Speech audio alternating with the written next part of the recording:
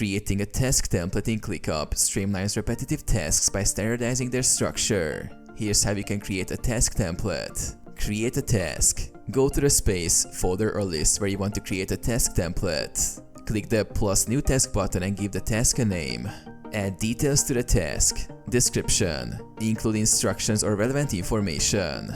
Subtasks. Break down the task into smaller steps. Attachments. Add necessary files. Assignees. If applicable, assign team members. Custom fields. Fill in fields like priority, due date, or any other specific requirements. Save as a template. Click on the task to open it fully. Click the three-dot menu in the task view and select Save as Template. Name your template for easy identification.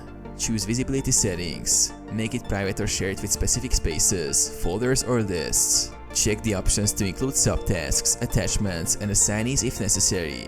Click Save.